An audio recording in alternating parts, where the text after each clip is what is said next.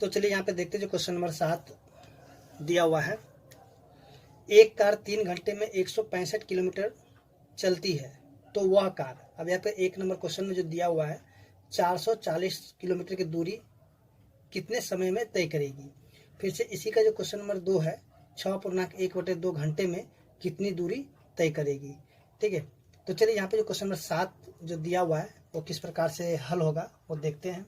देखिए यहाँ पे क्वेश्चन नंबर 7 का 1, ठीक है, तो सबसे पहले हम यहाँ पे क्या लिखेंगे कि 165 किलोमीटर की दूरी को तय करने में लगा समय, तो ये लग गया 3 घंटा। ठीक है, अब देखिए यहाँ पे 165 किलोमीटर की दूरी को तय करने में कितना समय लगता है, 3 घंटा लगता है। तो 1 किलोमीटर की दूरी को तय करने में कितना समय लगेगा, तो देखिए यहाँ पे हम लिखेंगे, चूँकि यहाँ पे देखिए, चलिए यहाँ पे हम देखते हैं कि 1 किलोमीटर की दूरी को 1 किलोमीटर की दूरी को तय करने में लगा समय, तो टोटल 3 घंटा है। अब बटा में कितना हो जाए 165, ठीक है, और ये हो जाएगा घंटा में। ओके, अब देखिए यहाँ पे हम लिखेंगे, इसलिए अब क्या बोल रहा है 440 किलोमीटर की दूरी कितने समय में तय करेगी। तो यहाँ पे लिखेंगे 440 किलोमीटर की दूरी को तय करने में लगा समय,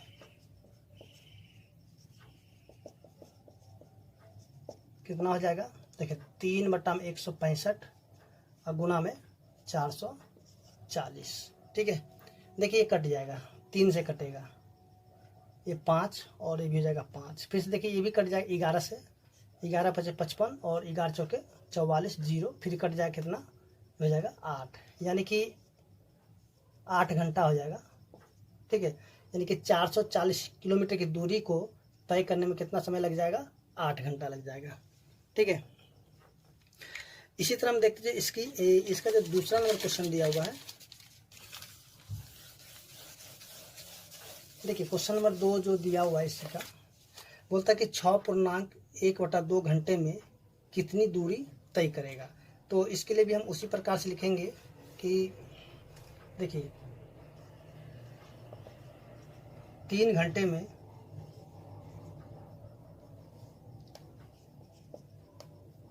तय की गई दूरी, 3 घंटे में तय की गई कुल दूरी, तो ये हो जाए कितना, देखिए 165 किलोमीटर। ठीक है, उसका देखिए 1 घंटे में तय की गई कुल दूरी कितना हो जाएगा, 165/3 किलोमीटर। ठीक है, देखिए इसे अगर इस प्रकार का जब भी क्वेश्चन दिया रहेगा तो सबसे पहले हम क्या करेंगे कि 1 घंटा या फिर जो भी, हमें सबसे पहले 1 यूनिट का मान निकालना होगा। ठीक है, जैसे कि यहाँ पे 1 घंटे के लिए हम निकाल लेंगे, उसके बाद जो है कितने भी दे दे निकालने के लिए उसको हम आसानी से निकाल सकते हैं। तो देखिए यहाँ पे जो दिया हुआ 6.1/2, देखिए यहाँ पे 6.1/2 है। ठीक है, तो इसको हम क्या लिखें, 6 दूनी 12, 1 13, यानी कि 13/2। तो इसको हम यहाँ पे लिख लेते हैं कि 13/2 घंटे में तय की गई कुल दूरी, तो ये कितना हो जाएगा, देखिए 165/3 और गुना में कितना हो जाएगा 13/2। ठीक है, तो देखिए यहाँ पे जो कटेगा इसको काट देंगे, देखिए ये कट जाएगा, 3 से कटेगा कितना 55 बार में। ठीक है, अब देखिए किसी से भी नहीं कटेगा तो इसको क्या गुना कर देंगे, चलिए यहाँ पे गुना कर लेते हैं, 13 × 5 = 65, 13 × 5 = 65, 5 × 6 = 11, 6 × 1 = 7, यानी कि ये हो जाएगा 715/2 किलोमीटर।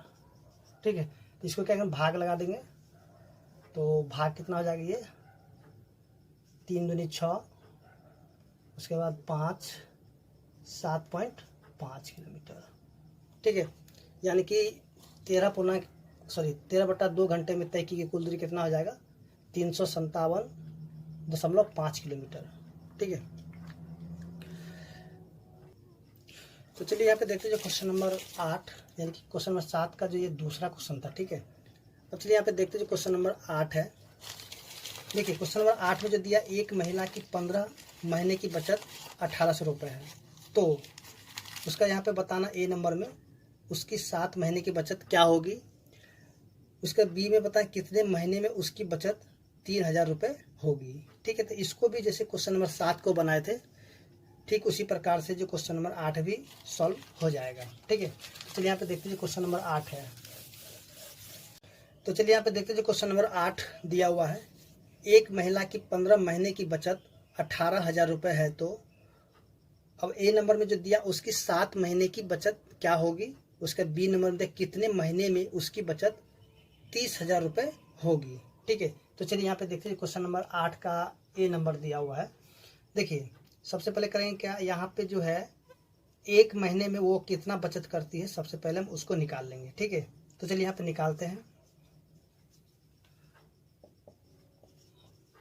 15 महीने में, चलिए यहाँ पे लिखते की गई बचत, की गई बचत, तो कितना हो जाएगा ये। देखिए 15 महीने में जो उसकी बचत कितना था, 18,000 रुपये। ठीक है, तो देखिए एक महीने में वो कितना बचत हो जाएगा, एक महीने में की गई बचत तो हो जाएगा 18,000 बटा में 15। ठीक है, अब देखिए यहाँ पे बताने के 7 महीने में उसकी 7 महीने की बचत क्या होगी, तो यहाँ पे लिखेंगे 7 महीने में, 7 महीने में की गई बचत, तो यहाँ पे लिखते हैं 18,000 बटा में 15 और गुना में 7। तो देखिए काटेंगे तो 15 12 180 हो जाता है। ठीक है, और ये दोनों जीरो, तो इसको गुना करने कितना हो जाएगा, 8400 रुपये। ठीक है, यानी कि 7 महीने में जो उसके द्वारा बचत की गई राशि कितनी हो जाएगा, 8400 रुपये। ठीक है, ठीक इसी तरह जो देखेंगे इसका क्वेश्चन नंबर बी दिया हुआ है, तो देखते हैं बी। देखिए क्वेश्चन नंबर बी में जो दिया हुआ है, देखिए कहता है कितने महीने में उसकी बचत 30,000 रुपये होगी। तो इसके लिए क्या करेंगे, लिखेंगे यहाँ पे 30,000 रुपये, 30,000 रुपये बचत करने में लगा समय। तो देखिए यहाँ पे कितना आ जाएगा, या 15 माह। ठीक है, यानी कि 15 महीने लग जाता है। तो यहाँ पे लिखें 1 रुपये को बचत करने में लगा समय, 1 रुपये बचत करने में लगा समय, तो यह हो जाएगा 15 बटा में 30,000 माह हो जाएगा। ठीक है, अब देखिए यहाँ पे सॉरी उल्टा हो गया, यहाँ पे थोड़ा 18,000 हो गया यहाँ पे। ठीक है, 18,000 और यहाँ भी हो जाएगा 18,000। अब देखिए अब यहाँ पे बताना है कि 30,000 रुपये बचत करने में कितने महीने लगेंगे। तो आप देखेंगे 30,000 रुपये बचत करने में लगा समय, तो देखिए यहाँ पे हो जाए 15 बटा में 18,000 और गुना में 30,000। ठीक है, देखिए यहाँ पे 3 जीरो से 3 जीरो कट गया और 6 के पार से कटेगा, 6 पचे 30 और ये 6 तिया 18, 3 से कट जाएगा, 3 पचे 15, तो 5 को 5 से गुना कितना आ जाएगा 25। यानी कि इसको 30,000 रुपये जो बचत करने में 25 माह का समय लग जाएगा। ठीक है, तो चलिए अब देखते हैं जो क्वेश्चन नंबर 9 दिया हुआ है। तो देखिए क्वेश्चन नंबर 9 में दिया हुआ कि रेशमा 4 महीने का मकान किराया 5600 रुपये देती है। यदि वर्ष भर किराया समान रहे तो उसे पूरे वर्ष का किराया कितना देना होगा। ठीक है, तो इसको भी हम ठीक इसी प्रकार से बनाएंगे। तो देखिए क्वेश्चन नंबर 9 में जो दिया हुआ है, रेशमा 4 महीने का मकान किराया 5600 रुपये देती है।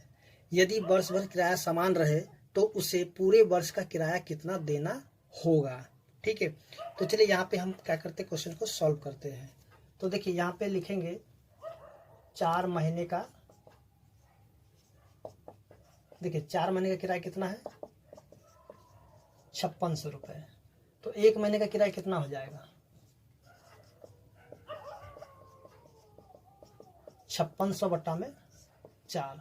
ठीक है, ये हो गया 1 महीने का किराया।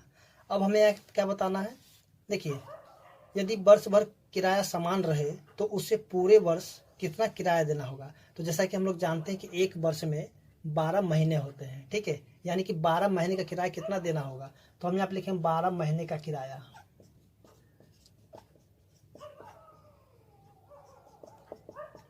5600 बट्टा में 4 गुना में 12। काट दीजिए, इसको 3 से कट जाएगा और इसको गुना कीजिए, 56 ते कितना हो जाएगा, तो 6 ते 18 का 8, 5 ते 15, 1 16 और दोनों जीरो यहाँ पे ला करके लिख देंगे। ठीक है, तो देखिए यहाँ पे जो है 12 महीने का किराया यानी कि पूरे वर्ष का किराया कितना हो जाएगा 16,800 रुपये। ठीक है, तो इस तरह से हम देखें जो क्वेश्चन नंबर 9 था सॉल्व हो चुका है। तो चलिए अब देखते हैं जो क्वेश्चन नंबर 10 दिया हुआ है।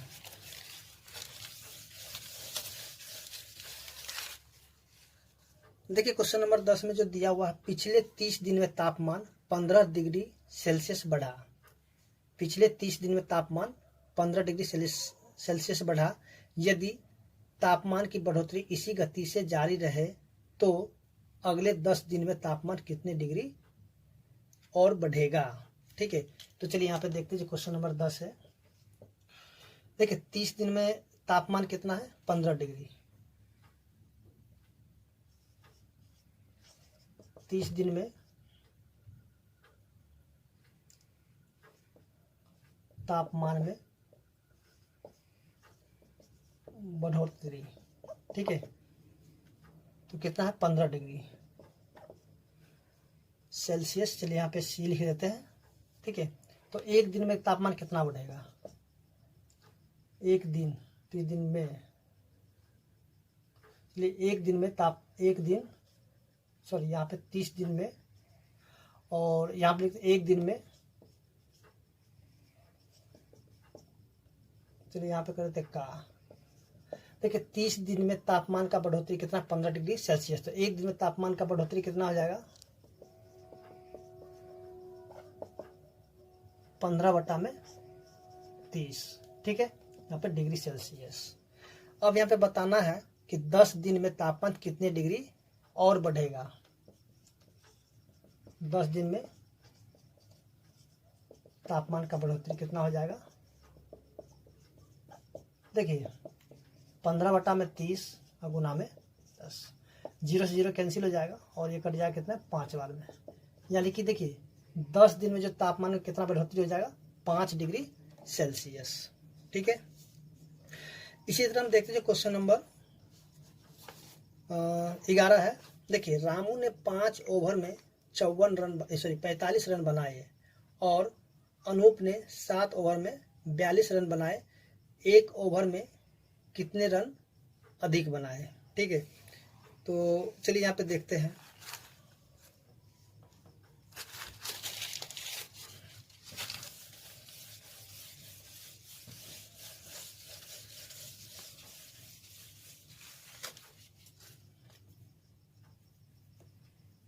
तो चलिए यहाँ पे देखते हैं, रामू ने 5 ओवर में 45 रन बनाए और अनूप ने 7 ओवर में 42 रन बनाए। एक ओवर में किसने अधिक रन बनाए।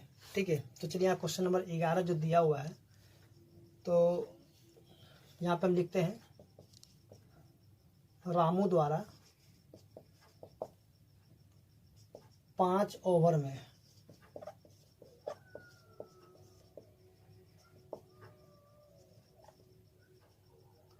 बनाए गए रन कितना है 45। ठीक है, तो यहाँ पे लिखेंगे रामू द्वारा एक ओवर में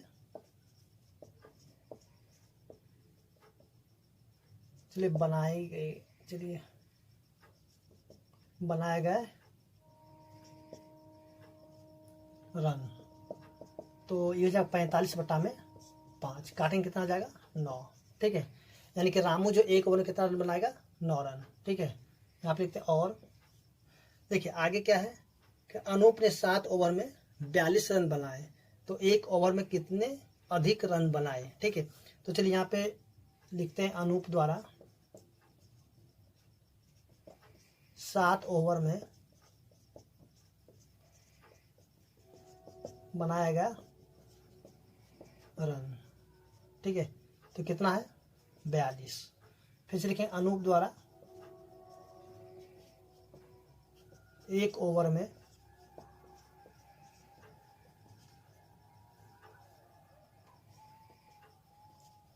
बनाया गया रन, कितना हो जाएगा, देखिए 42/7, काटेंगे कितना हो जाएगा 6। अब देखिए यहाँ पे रामू ने कितने रन बनाए एक ओवर में 9 रन, और अनूप ने कितने रन बनाए, सॉरी एक ओवर में कितने रन बनाए, तो 6 रन बनाए, ठीक है। तो यहाँ पे बताना है कि दोनों में बताना है कि कौन जो अधिक रन बनाए। तो हम यहाँ पे देखेंगे रामू जो है एक ओवर में अधिक रन बनाए, ठीक है। तो इसका आंसर हम क्या लिखेंगे, रामू, ठीक है। तो आप लिख लीजिएगा नीचे में, क्योंकि यहाँ पे जगह नहीं है। तो इस तरह हम देखें जो क्वेश्चन नंबर 11 था सॉल्व हो चुका है, और उम्मीद करते हैं कि आपको समझ में आ गया होगा।